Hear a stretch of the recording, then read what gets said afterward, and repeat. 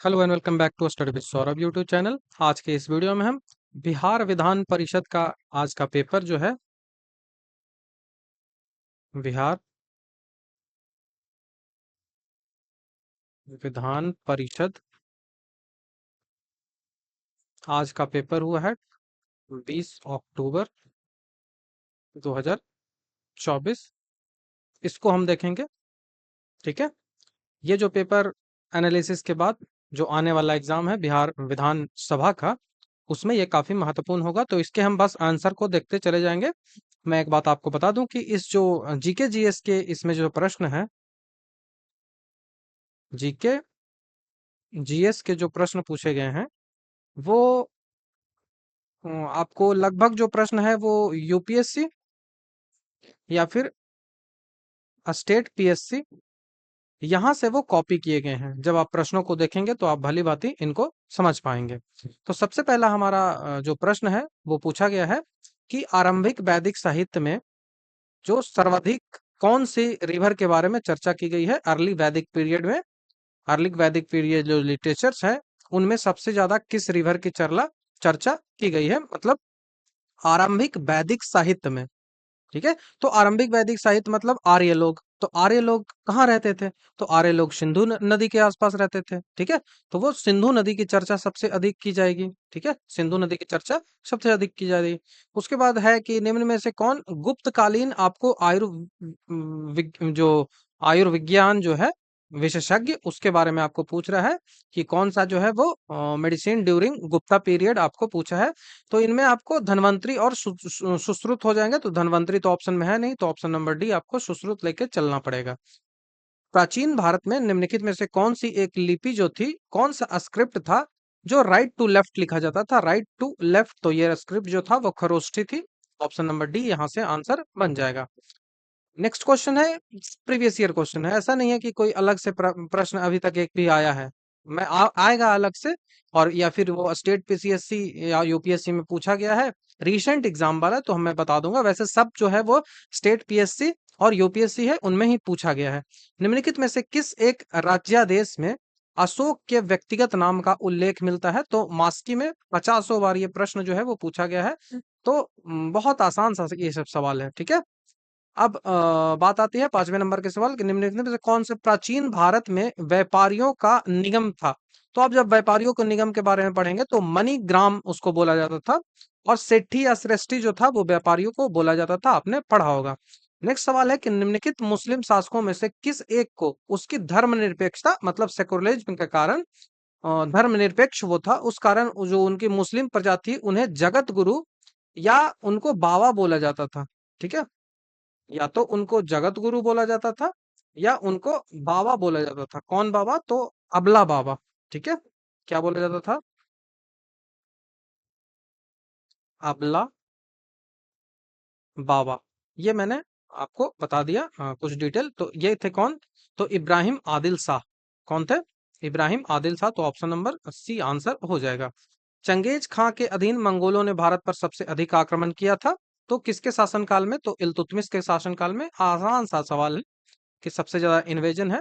ये यूपीएससी में पूछा गया है। बहुत पुराना सवाल है कि जो प्रसिद्ध विठल मंदिर है वहाँ 56 तक्षित स्तंभ है, तो सबको याद रखा है कि वो हम्पी है। ऑप्शन नंबर सी, घटना चक्र पढ़े होंगे तो इजिली आप कर लोगे। मुगल सम्राट के कारण किस मुगल सम्राट में ईस्ट इंडिया कंपनी ने भारत में सर्वप्रथम कारखाना खोला था? तो अकबर के काल में आया था, लेकिन कारखाना तो जहांगीर के काल में खोला था। तो ऑप्शन नंबर बी आंसर हो जाएगा। ठीक है, उसके बाद सवाल है कि मध्यकालीन गुजरात में इनमें से किस शासक ने द्वीप जो दमन द्वीप होता है तो द्वीप को पुर्तगालियों को सपुद्र किया था? ये बहुत अच्छा सवाल है। यूपीएससी 2023 में पूछा गया है।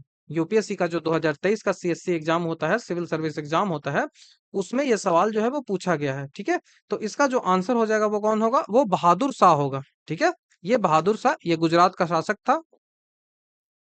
इसने जो आप जानते होंगे कि 1510 में गुजरात में युद्ध हुआ था।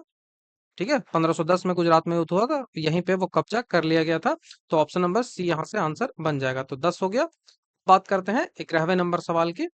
तो ठागों को दमन करने के लिए कौन नहीं जानता? कैप्टन स्लीमैन हो जाएगा। Option number B. आसान सा सवाल है। निम्नलिखित अंग्रेजों में से कौन सा सर्वप्रथम भगवत गीता, आसान सा सवाल है, चार्ल्स विल्किंसन। उसके बाद जो पूछा है कि in India first bank Awadh, कौन नहीं जानता है अवध बैंक, 1881 में। अवध बैंक 1881 में, तो अवध कॉमर्शियल बैंक हो जाएगा। 14वां नंबर का सवाल है कि निम्नलिखित में से कौन सा एक क्षेत्र जो है वो 1857 का जो विद्रोह हुआ था उससे प्रभावित नहीं रहा था। ठीक है, नहीं में सवाल पूछ रहा है, तो वो चित्तौड़ था। आप इजीली ऑप्शन, इस इतना आसान ऑप्शन है कि आप छांट सकते हो। झांसी से लक्ष्मीबाई थी, जगदीशपुर से वीर कुंवर सिंह थे, लखनऊ से जो वो मुस्लिम था, फैराज अली ऐसा कुछ नाम था, मैं नाम भूल रहा हूँ, तो वो हो जाएगा। तो चित्तौड़ी एक बचता है, तो ऑप्शन नंबर बी आसानी से हो जाएगा। वर्नाकुलर प्रेस एक्ट कितने, तो लिट्टन ने लाया था और रिपन ने उसको खत्म किया था। आसान सा सवाल है। विली विली क्या है, तो विली विली तो एक तूफान है। ऑप्शन नंबर देखिए कौन सा तूफान है, तो तूफान है उत्तर पश्चिमी ऑस्ट्रेलिया में जो उष्णकटिबंधीय चक्रवात आता है उसको बोलते हैं विली विली। तो ऑप्शन नंबर सी आंसर हो जाएगा। निम्नलिखित में से कौन सा महाद्वीपीय संसार में सर्वाधिक माध्य ऊंचाई वाला है। ठीक है, 17वां नंबर का सवाल है कि सर्वाधिक माध्य ऊंचाई किसकी है। यदि हम इंग्लिश पढ़ें तो ज्यादा बेटर होगा कि which one of the following is the continent, is the continent with the highest mean elevation in the world. तो सबसे ज्यादा जो मीन एलिवेशन होता है वो अटलांटिका का है। ठीक है, अंटार्कटिका का। तो ऑप्शन नंबर ए हमारा यहाँ से आंसर बन जाएगा। बैरोमीटर का पठन अचानक गिर जाता है तो इसका मतलब मौसम में बहुत तूफानी आएगी, तो आसान सा सवाल है। ऑप्शन नंबर ए इसका आंसर बन जाएगा। 19वां नंबर का सवाल है, क्वाजाइट जो है वो किसका रूपांतरण है। तो मैंने जब भूगोल आपको पढ़ाया तो एकदम एकदम बेसिक से आपको मैंने बताया था कि कौन सा जो चट्टान है वो किसमें बदलता है। तो बलुआ पत्थर जो है, सैंड स्टोन जो है वो क्वाजाइट में बदलता है। कायांतरी चट्टान हो जाती है वो इसमें बदलती है। ठीक है, 20वां नंबर का सवाल है कि in which of the following oceans trench, trench मतलब गर्त होता है। तो मेरियाना गर्ज तो आपने पढ़ा होगा कि कहाँ है, शांत महासागर में है। लेकिन ये अलग सा सवाल पूछ दिया है, ये कहाँ है, तो ये ऑस्ट्रेलिया का जो दक्षिण पश्चिमी क्षेत्र है ना, वहां पे साउथ ईस्ट जो हिंद महासागर है, south east, south east Hind महासागर है, वहीं पे है। तो ऑप्शन नंबर सी इसका आंसर होगा, ऑस्ट्रेलिया के पास। तो ये ऑप्शन नंबर सी हो जाएगा। निम्न नगरों में से मध्य समुद्र किसकी ऊंचाई है, तो घटना चक्र पढ़े होंगे तो आसानी से इसको कर लिया होगा। ऑप्शन नंबर ए इसका आंसर बन जाएगा। गुरु शिखर कौन नहीं जानता, राजस्थान में है, अरावली पर्वत की सबसे ऊंची चोटी गुरु शिखर हो जाएगा।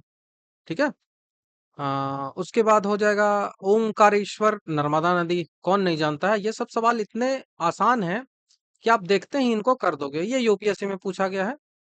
ठीक है, ये जो सवाल आपको नजर आ रहा है ये यूपीएससी में पूछा गया है। कौन सा है, तो बीटी कपास जैसा कि अनुवांशिक रूपांतरित फसल है की पैदावार के लिए आनुवांशिक प्रौद्योगिकी मूल्यांकन समिति की अनुमति लेनी पड़ती है। यह किसके अधीनस्थ आता है, आपसे पूछा जा रहा है कि जेनेटिक इंजीनियरिंग अपैरेटस कमेटी जो है वो किसके अंडर आता है, जिससे आपको अप्रूवल लेना पड़ता है जब भी आप कोई जेनेटिक मॉडिफाइड कॉटन जैसे कि बीटी कॉटन आप उपजाते हो, तो उसके लिए वो आप परमिशन लेते हो, तो ये किसके अंतर्गत आता है, ये सवाल आपसे पूछा जाता है।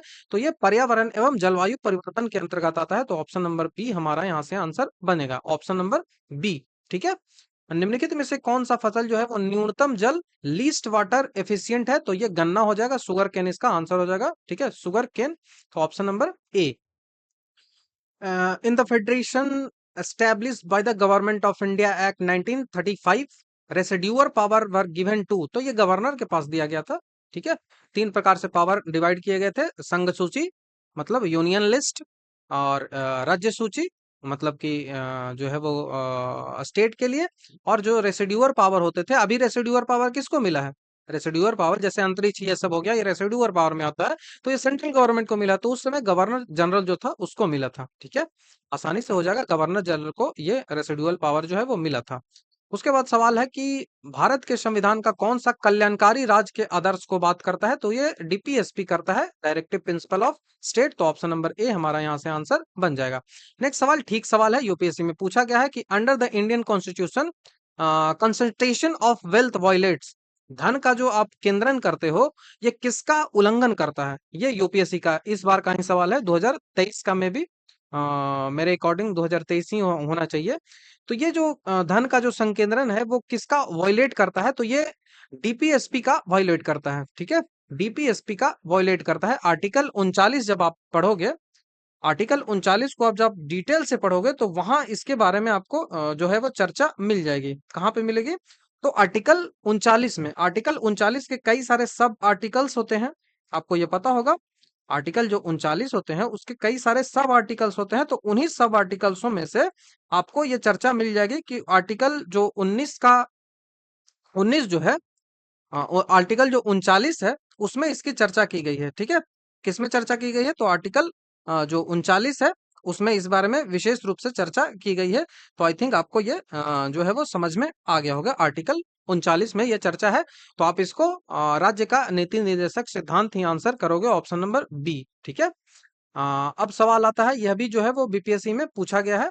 तो आपसे पूछा जा रहा है कि कौन कौन सा जो कमीशन है, 4 आपको कमीशन देने हैं, और उसमें से पूछ रहा है कि कौन सा जो बॉडी है वो कॉन्स्टिट्यूशनल बॉडी है। तो only one, national commission for backward class जो है वो यही एक कॉन्स्टिट्यूशनल बॉडी है। बाकी ये भी कॉन्स्टिट्यूशनल नहीं है, ये भी कॉन्स्टिट्यूशनल नहीं है, ये भी कॉन्स्टिट्यूशनल नहीं है। तो ओनली वन आंसर हो जाएगा, ठीक है। तो केवल एक हमारा यहाँ से आंसर बन जाएगा, ऑप्शन नंबर ए, ठीक है। तो क्वेश्चन प्रीवियस ईयर सारे पूछे गए, घटना चक्र कोई भी कर लेता है तो वो आसानी से कर लेगा। ये सवाल बहुत अच्छा है, ये सवाल बहुत अच्छा है, यूपीएससी में पूछा गया है। यूपीएससी में ये पूछा गया, तो भारत में निम्नलिखित में से किस संविधान संशोधन के लिए व्यापक रूप से यह माना गया कि उसे मूल अधिकारों की न्यायिक व्याख्या को अधिभूत करने के लिए अधिनियमित किया गया है? ठीक है, इसका मतलब हुआ कि जब भूमि सुधार अधिनियम आया 1950 में भारत में, तो इसमें जमींदार की भूमि जो है वो छीनी जाने लगी। तो जमींदार की भूमि जब छीनी जाने लगी तो जमींदार जो है वो जाने लगे सुप्रीम कोर्ट।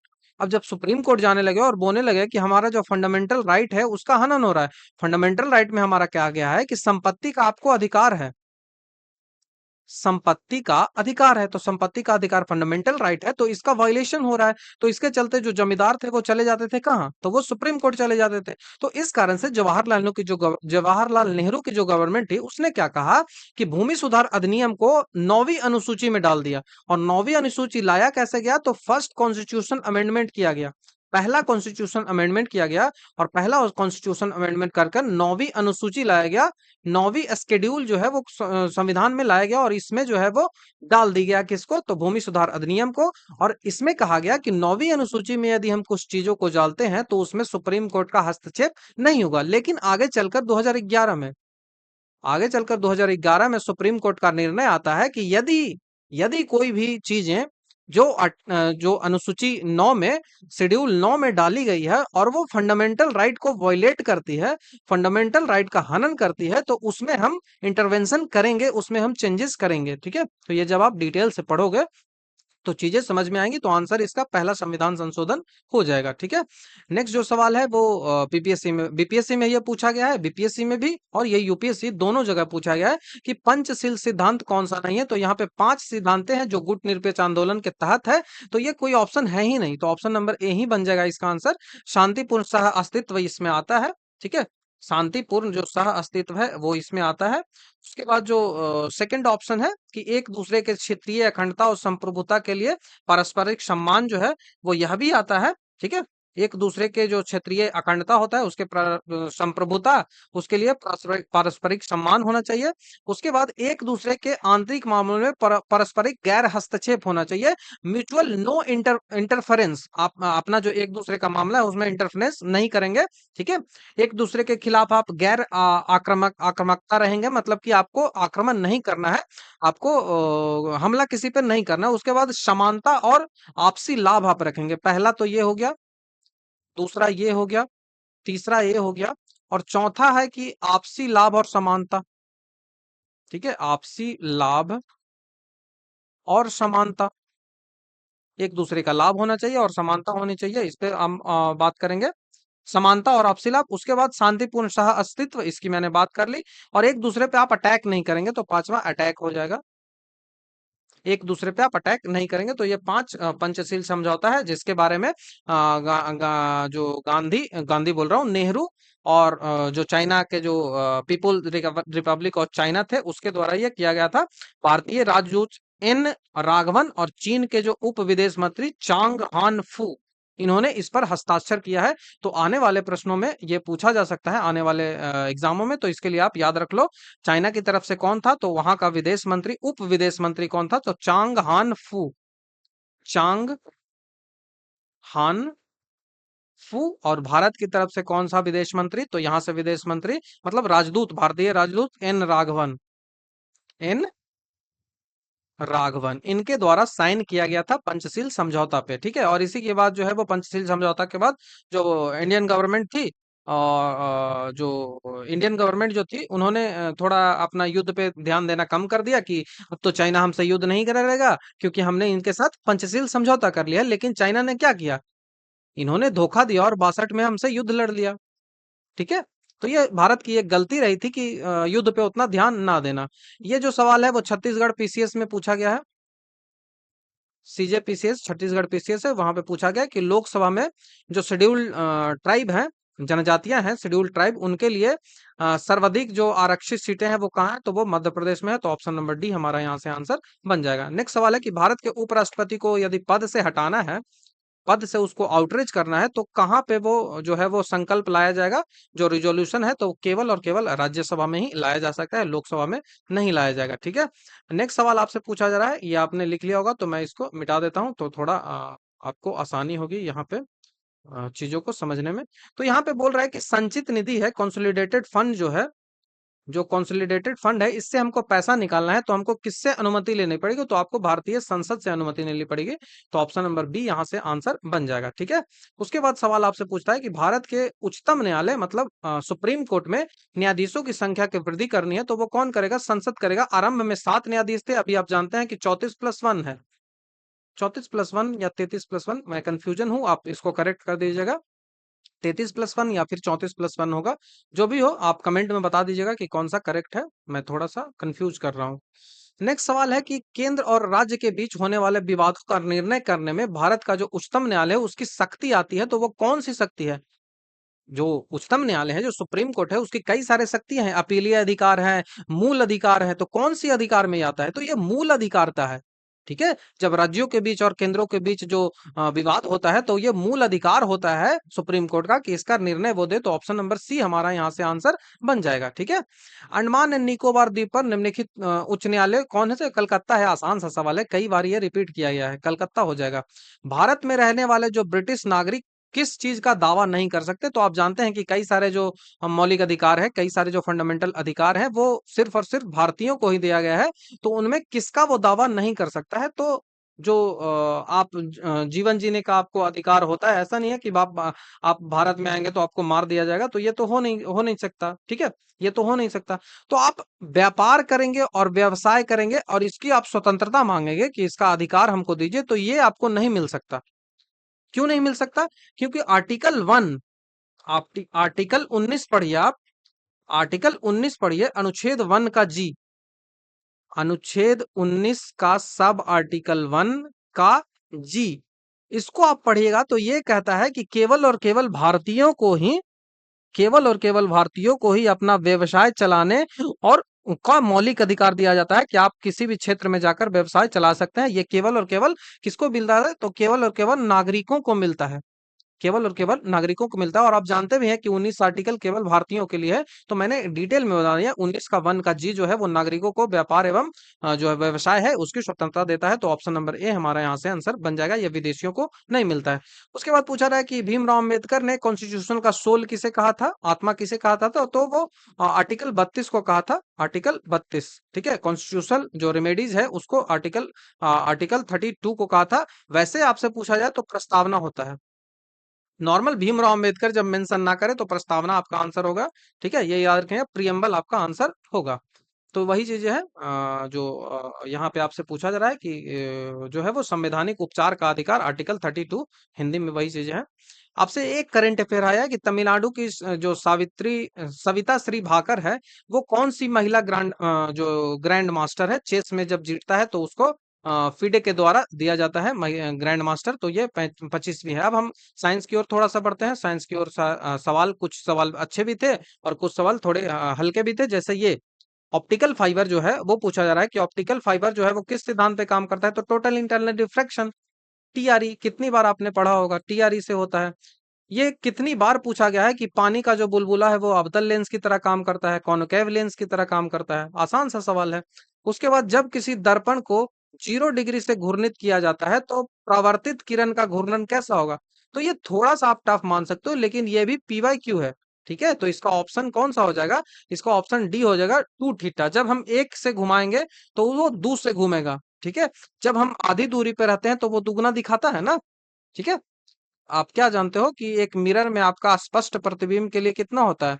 आप आधा, आपके शरीर का आधा भाग यदि होगा तो वो आपका स्पष्ट प्रतिबिंब दिखा देगा आपके शरीर के लेंथ का। तो यहाँ आप याद रखिए कि एंगल जो होता है वो थीटा यदि आप घुमाते हो तो जो रिफ्रैक्ट एंगल होगा वो कितना हो जाएगा? तो रिफ्रैक्ट एंगल हो जाएगा 2 थीटा, दोगुना हो जाएगा।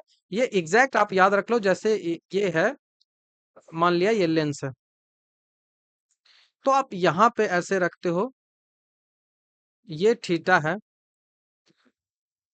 ये पहले से था और इसको थीटा आपने घुमा दिया तो क्या हो जाएगा? ये 2 थीटा हो जाएगा। ठीक है, ये आसान सा सवाल कह सकते हो, यदि आपने पढ़ा होगा तो इसको आसानी से कर लोगे। तो इसका आंसर क्या हो जाएगा? 2 थीटा, ऑप्शन नंबर डी।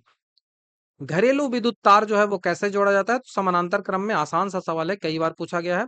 आपसे पूछा जाए कि ट्रांसमिशन जो ऑडियो सिग्नल का होता है वो किससे होता है? तो फ्रीक्वेंसी, एफएम आप सुनते होगा ना जी, रेडियो चलता है, रेडियो मिर्ची एफएम, तो फ्रीक्वेंसी मॉड्यूलेशन से होता है। रेडियो एक्टिव सब्सटेंस है कोई जिसका हाफ लाइफ जो है वो 4 मंथ का है, उसका जो हाफ लाइफ है वो कितने मंथ का है? 4 मंथ का है। तो 3/4 of the substance would be DK.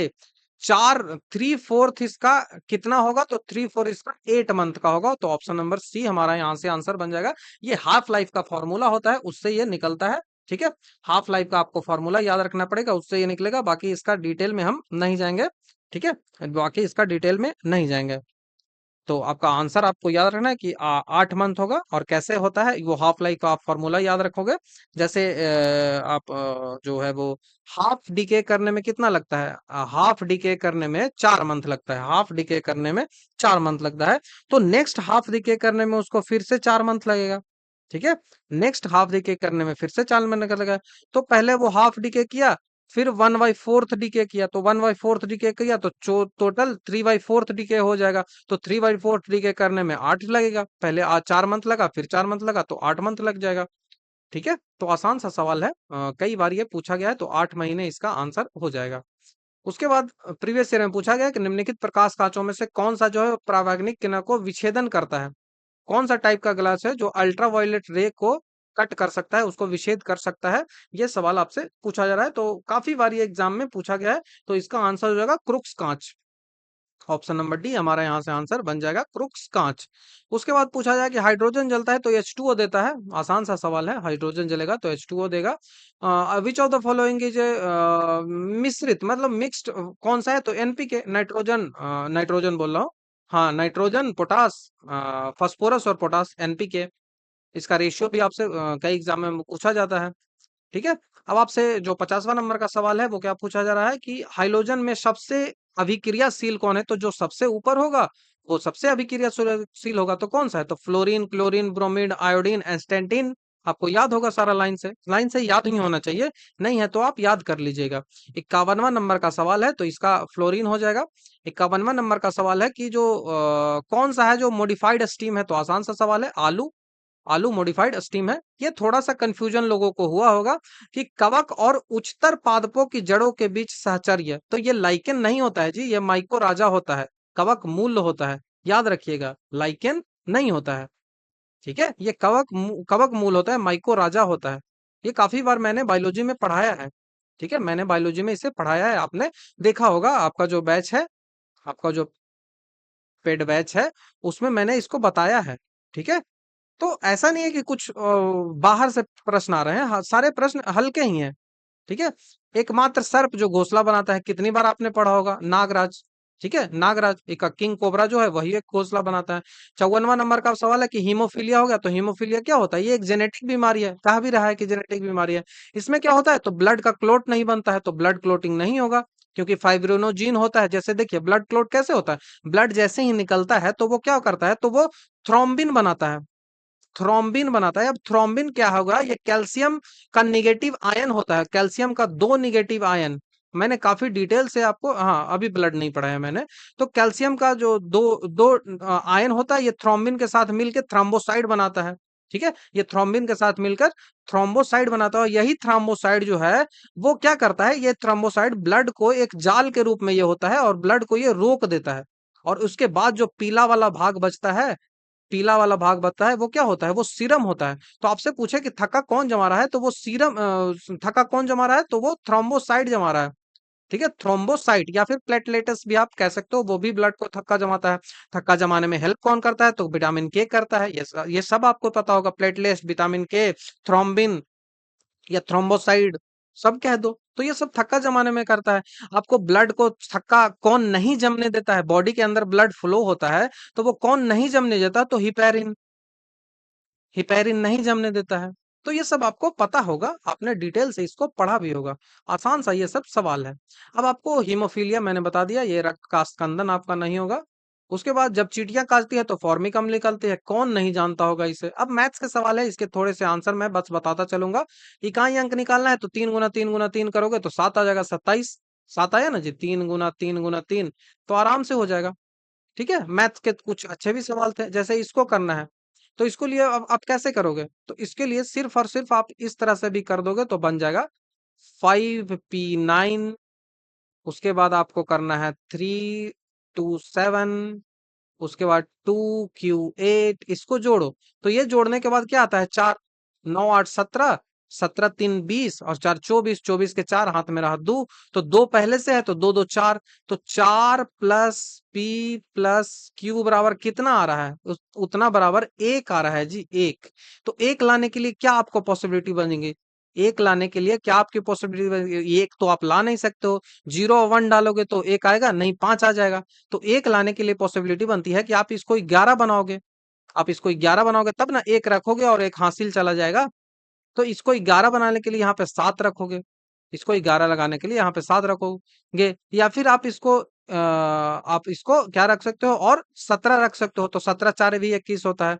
तो आप कौन सा रखोगे, आप 17 रखोगे, मैक्सिमम चलना है तो 9 इसका आंसर हो जाएगा। ठीक है, मैक्सिमम जो है वो 9 आंसर होगा कि 9 और 8 चलेंगे, 17 को दो पार्टों में डिवाइड करेंगे, 9 और 8।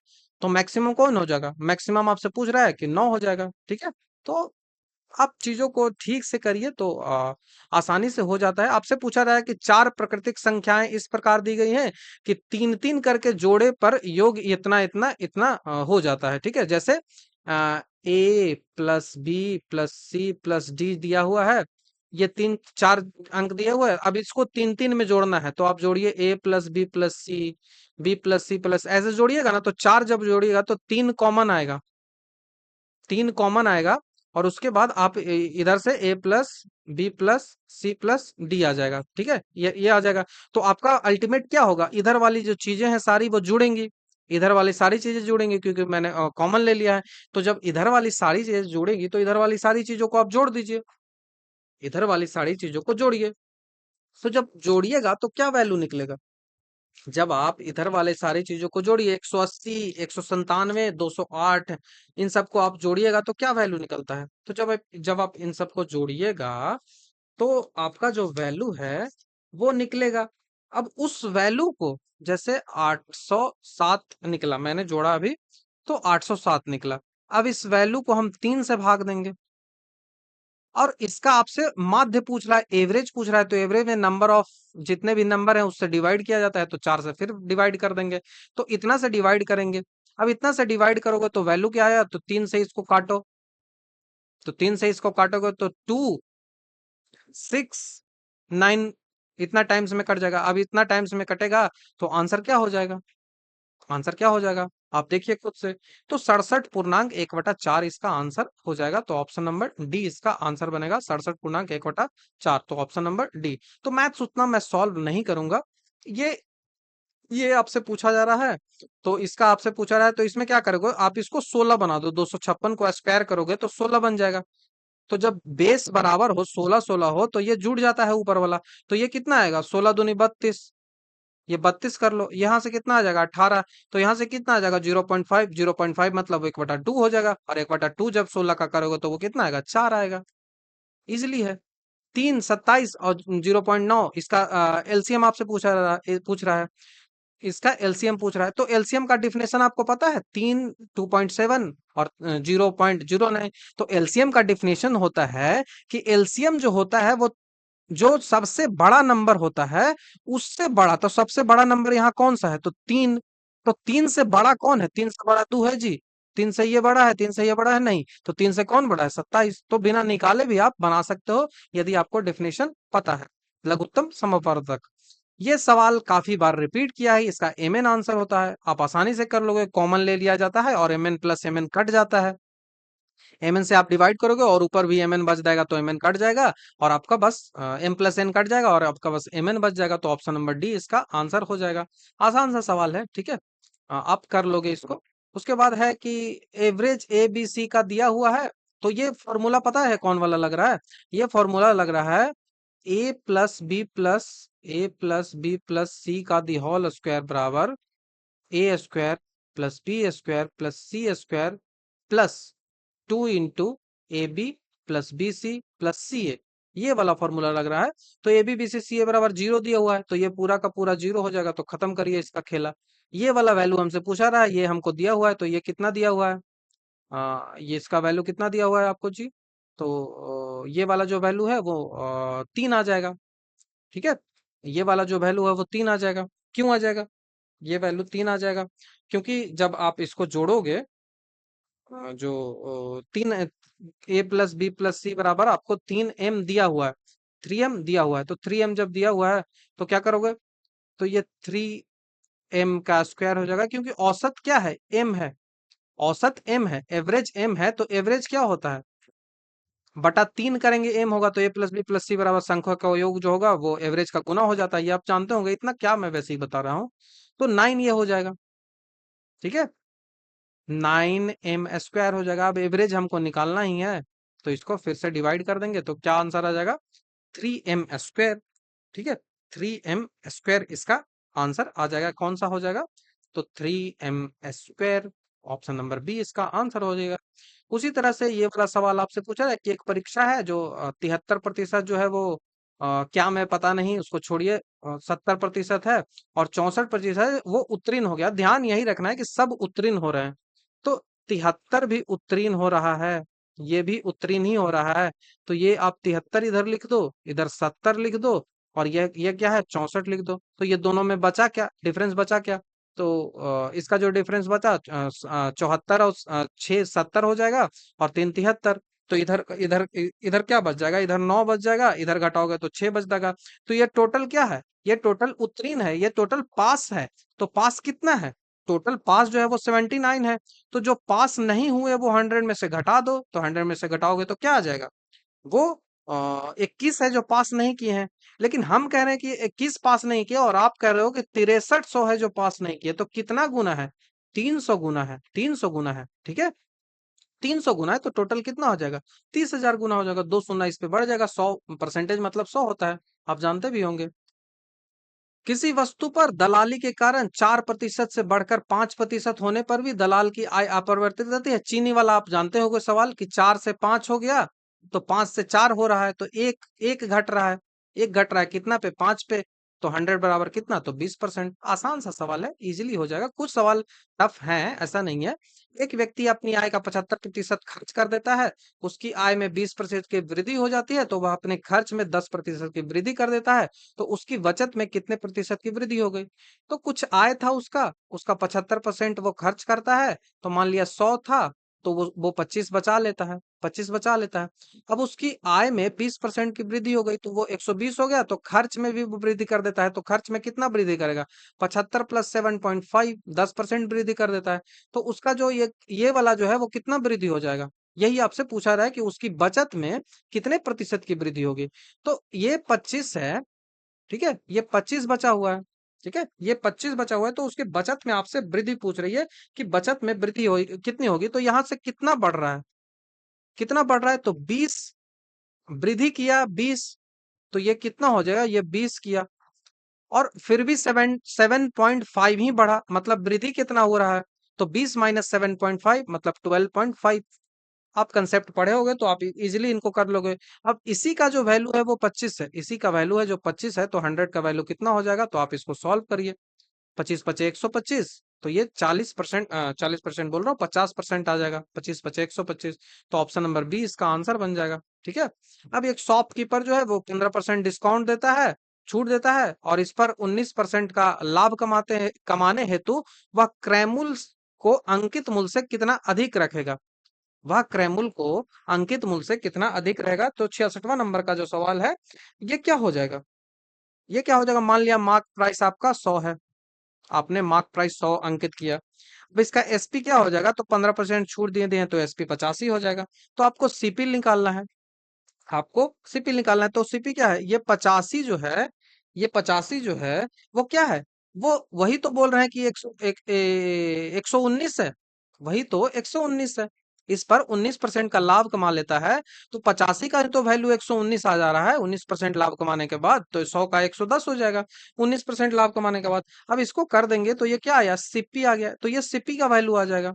ये सीपी का वैल्यू होगा, तो 17 पचे 85 और 17 सत्ते इतना आ जाएगा, तो 500 बटा 7 हो गया, 500 बटा 7 हो गया। और इधर से क्या हो जाएगा? तो 500 बटा 7, और इधर से 100 में से घटाना पड़ेगा, क्योंकि यही तो उसका पूरा लाभ होगा, यही तो पूरा अंकित करेगा, तो ये 200 हो जाएगा। तो 200 का 500 कितना परसेंट है? 200 का 500 कितना है? तो 40 हो जाएगा। तो ऑप्शन नंबर सी हमारा यहाँ से आंसर बन जाएगा। 67, 39 दर्जन आम बेचने पर एक व्यक्ति को 13 दर्जन आम जो है वो विक्रयमूल्य का लाभ होता है, तो लाभ प्रतिशत कितना होगा? आसान सा सवाल है, इस तरह का जो प्रश्न आसान सा है। तो 39 जैसे 39 दर्जन आम बेचने पर एक व्यक्ति को 13 दर्जन आम के विक्रय मूल्य का लाभ होता है। 39 रुपया में बेच दिया मान लो, तो 13 रुपया का, 13 रुपया के विक्रय मूल्य के बराबर लाभ आया, तो क्रय मूल्य कितना था? कितना कमाया वो? तो कितना कमाया? तो 39 माइनस 13, तो 39 माइनस 13 आप कर दोगे तो 26 आ जाएगा। तो 26 पे 13 है, तो सीधा का सीधा 50% आ जाएगा। तो ऑप्शन नंबर डी यहाँ से आंसर बन जाएगा। आपने कंसेप्ट यदि क्लियर किया होगा मैथ्स का, तो आप इजिली कर लोगे। ये थोड़ा सा पेचीदा सवाल था, मतलब पेचीदा नहीं कर सकते, आपको यूनिट चेंज करना था बस। तो एक बराबर दिया हुआ है, जैसे मानचित्र में आप देखते हो ना कि एक का वैल्यू पैमाने पर जो है वो 10 दिया गया है, 50 दिया गया है, मतलब आप रियल में जब 1 किलोमीटर चलोगे तो आप मैप पे 50 किलोमीटर चल लोगे, ये कहने का अर्थ हुआ। तो दो बिंदुओं के बीच की दूरी 4 सेंटीमीटर है। ठीक है, तो हमने 4 सेंटीमीटर लिया, तो एक का वैल्यू इतना है, तो 4 सेंटीमीटर का वैल्यू कितना हो जाएगा? तो 4 इंटू 10⁵ तो इसका क्या आ जाएगा? 16 इंटू 10⁵ तो 16 इंटू 10⁵ ये सेंटीमीटर में आया, तो 10⁵ मतलब 5 शून्य, तो 16 पे 5 शून्य लगा दो।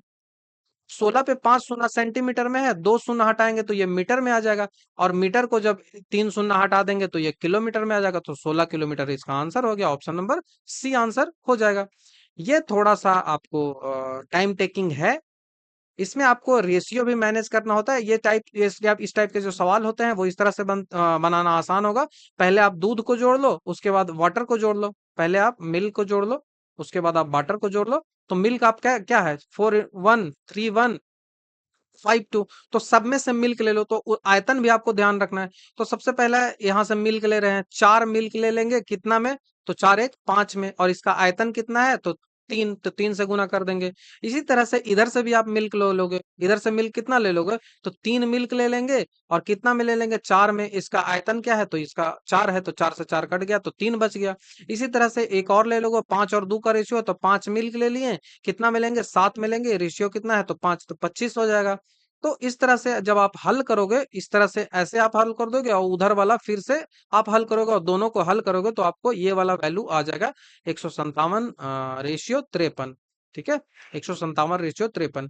ये थोड़ा सा टफ सवाल है, एग्जाम में ऐसे प्रश्न को छोड़ के आना होता है।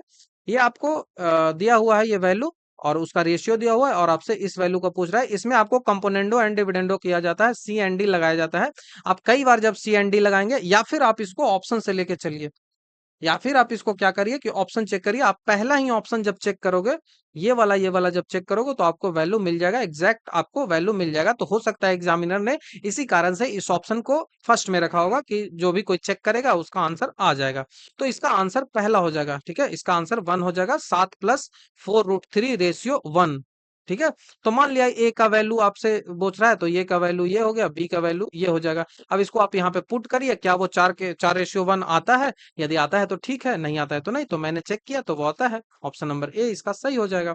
तो ये हो गया। अब रीजनिंग के सवाल है तो उतना मैं इस पे ध्यान नहीं दूंगा, आप इसको कर लीजिएगा आसानी से। कुछ इस रीजनिंग में ही कुछ जो प्रश्न है जो मैथ्स के घुसे हुए हैं उनको मैं आपको बता देता हूँ, ठीक है। ये सीटिंग अरेंजमेंट है, आप आसानी से कर लोगे।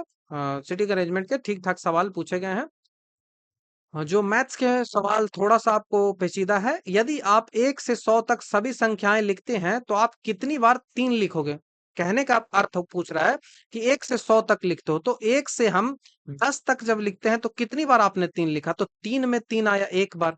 उसी तरह से जब हम 11 से 20 तक लिखते हैं तो कहाँ आया? तो 13 में 3 आया 1 बार। तो ऐसे ही करेंगे तो 10 बार तो ऐसे ही आ जाएगा 3। 90 तक जाएंगे तो 99 तक जाएंगे, ठीक है। और उसके बाद 33, जो 30 से लेकर 39 तक में सब में आएगा 3, क्योंकि 33 30 31 32 33 34 35 सब में 3 आ रहा है। तो यहाँ पे 10 गो 3 आ जाएगा और ऊपर वाला 10 गो 3 पहले से आ जाएगा, तो टोटल 20 3 हो जाएगा। तो ऑप्शन नंबर सी यहाँ से आंसर बन जाएगा, ठीक है, ऑप्शन नंबर सी बन जाएगा। एक सवाल यहाँ से पूछा है कि 366 पृष्ठों वाला पुस्तक है, इसको पृष्ठों को क्रमांकन देना है। मतलब 366 पन्ना वाला, 366 पेज वाला एक बुक है, इसमें आपको क्रम से लिखना है कि 1 पेज नंबर, 2 पेज नंबर। तो इसमें आपसे पूछ रहा है कि कितने अंकों का आप यूज करेंगे, तो आप कितने अंकों का यूज करेंगे? तो 1 से लेकर हम 10 तक करेंगे तो कितने अंक यूज करेंगे? तो एक को किए, 2 को किए, 3 को किए, 4 को किए, 5 को किए। तो आप अंकों को कितने कर रहे हो? अंकों को आप 1 से 10 तक में कितने कर रहे हो? तो 1 से 10 तक तो अंक ये नहीं, 10 अंक थोड़ी होता है। 10 तो वो अंक नहीं है, 10 तो वो संख्या हो जाएगा। तो 1 से 9 तक में आप कितने किए? तो 1 से 9 तक में 9 किए। उसके बाद 10 से लेकर 19 20 तक में आपने आपने कितने किए? 10 से 20 नहीं होगा। 10 से आपको कितना तक होगा? तो 99 तक। अब 2 अंकों वाली संख्याएं हैं, 10 से 99 तक 2 अंकों वाली संख्याएं होगी और पहले डिजिट थी। तो यहाँ तक आपने किसने किया? तो यहाँ पर यहाँ तक आपने कितना किया? तो हमने यहाँ तक 90 किया। और 2 अंक वाली है तो 2 से गुना कर देंगे, तो हमने कितना कर दिया? तो 90 गुना 2 180 कर दिया। और इसी तरह से कितना आएगा? तो इसी तरह से आप 100 से चलोगे। अब आ जाएगा 100 से लेकर 366 तक। आपसे 366 तक ही पूछा रहा है, तो 366 तक कितना करोगे? तो 100 से लेकर 366 तक 267 अंक करोगे। अब 267 में भी 3 से गुना कर देंगे तो ये 801 आ जाएगा। और इस तरह से सबको आप जोड़ोगे तो आपका जो वैल्यू आ जाएगा वो कितना आ जाएगा? तो 990 आ जाएगा। 990 इसका आंसर हो जाएगा, ठीक है। कौन सा आंसर हो जाएगा? तो आपका 990 इसका आंसर हो जाएगा। और नेक्स्ट जो क्वेश्चन है ना, वो इसी का उल्टा कर दिया है कि पहले ही आपको पेज दे दिया गया है कि एक 3189 अंकों को यूज किया है। आप बताइए कि कितने पेजेज हैं, तो इसको आप उल्टा ही कर दीजिएगा। तो ऑप्शन नंबर बी इसका आंसर आ जाएगा, 1084 पेजेज। ठीक है, उसके बाद रीजनिंग के सवाल है तो उतना मैं इन सब पे फोकस नहीं करूंगा, ठीक है। तो ये पूरे रीजनिंग के सवाल है, बाकी आपको ये जो है वो मिल जाएगी। ये एमडीएच आपको लगा सकते हैं।